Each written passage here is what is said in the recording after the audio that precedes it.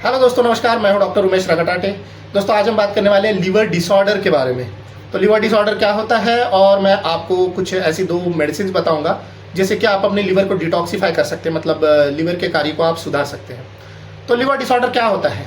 Liver disorder मतलब आपके liver में कुछ खराबी उत्पन्न हो जाती है, जिस कारण से आपको डाइजेशन से रिलेटेड प्रॉब्लम्स होने लग जाती हैं। तो लीवर डिसऑर्डर क्यों होता है? सबसे पहला कारण होता है अल्कोहल का बहुत ज़्यादा सेवन करना। कुछ लोगों को दारू बहुत ज़्यादा पीने की आदत होती है। दूसरा कारण होता है दूषित खाद्य पदार्थों का सेवन करना, जैसे कि बाहर का खान पान करने की बहुत ज़्यादा आदत होती है, जैसे कि गुपचुप या फिर चाइनीज़ फूड प्रोडक्ट्स का सेवन करना, या फिर होटल का समोसे या जो भी है तला हुआ खाद्य पदार्थों का बहुत ज़्यादा सेवन करना। अब होटल का खाना तो आपको पता ही है किस तरह से बनता है। तो नेक्स्ट कारण होता है नॉन अल्कोहलिक स्टेटोहेपेटाइटिस, मतलब कुछ लोगों को फैटी फूड प्रोडक्ट्स का बहुत ज़्यादा सेवन करने की आदत होती है, जिस कारण से फैट्स डिपॉजिट होने लग जाता है, और उस कारण से आपके जो लीवर का जो कार्य है वो बिगड़ जाता है और आपके शरीर में मोटापा बढ़ने लग जाता है। नेक्स्ट कारण होता है इन्फेक्शन, जैसे कि हेपेटाइटिस, मतलब hepatitis A B C D. तो बी और सी जो होता है वो आपके लीवर को डैमेज करता है, जिस कारण से आपको लीवर डिसऑर्डर्स हो सकते हैं। कुछ लोगों को दवाइयाँ खाने की बहुत ज़्यादा आदत होती है, स्पेशली पेन किलर्स खाने की बहुत ज़्यादा आदत होती है। तो पेन किलर जो होते हैं आपके लीवर को डैमेज करते हैं।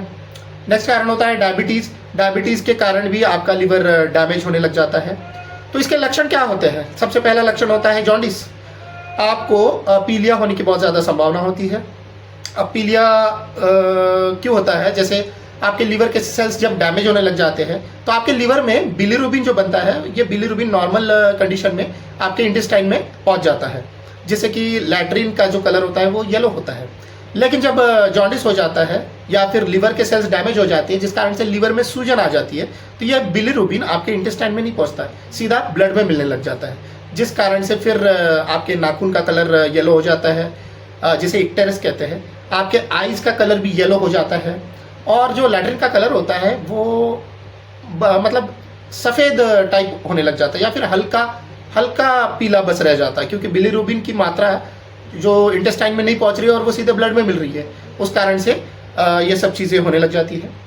आपका जो डाइजेशन है वो बिगड़ जाता है, आपके पेट में गैस बनने लग जाती है, एसिडिटी होने लग जाती है, और जो लीवर के सेल्स डैमेज होने के कारण जो नसें होती है, बॉडी की जो नसें होती है उसमें भी सूजन आने लग जाती है, स्प्लीन में सूजन आती है। अब ये नसों में सूजन आने के कारण आपको पाइल्स होने की भी संभावना बढ़ जाती है। आपके बॉडी में इडिमा बहुत ज़्यादा बढ़ने लग जाता है। इडिमा मतलब आपके बॉडी में सूजन बढ़ने लग जाती है। तो ये सब चीज़ें होने लग जाती है। आपको थकान बहुत ज़्यादा महसूस होती है, एनर्जी बहुत कम लगती है, आपको भूख नहीं लगती है। अब भूख ना लगने के कारण आपको आपके मतलब लीननेस बहुत ज़्यादा बढ़ने लग जाती है, मतलब आप दुबले पतले होने लग जाते हो, एनर्जी बिल्कुल भी नहीं रहती है, और आपको इन्फेक्शन होने के भी चांसेस बहुत ज़्यादा बढ़ने लग जाते हैं। एक और कारण होता है जैसे कि ऑटो इम्यून डिजीजेस होते हैं। ऑटो इम्यून डिजीजेस में आपका ही शरीर आपके बॉडी के खिलाफ काम करने लग जाता है, जिस कारण से आपका लीवर डैमेज होने लग जाता है। अब लीवर के सेल्स डैमेज होते हैं तो सबसे पहले तो फैटी लिवर डिजीज में कन्वर्ट हो जाता है, उसके बाद फाइब्रोसिस होने लग जाता है, और सबसे आखिरी में फिर सिरोसिस ऑफ लिवर होने लग जाता है, मतलब लिवर में सड़न शुरू हो जाती है, जिसको रिकवर करना बहुत ज़्यादा कठिन हो जाता है। अब लिवर डिसऑर्डर जब होता है ना, तो सब आपको सिम्टम्स तो शुरुआत में कुछ भी नहीं दिखाई देते हैं, हल्के हल्के सिम्टम्स दिखाई देंगे, जैसे कि आपको थकान महसूस होने लग जाती है।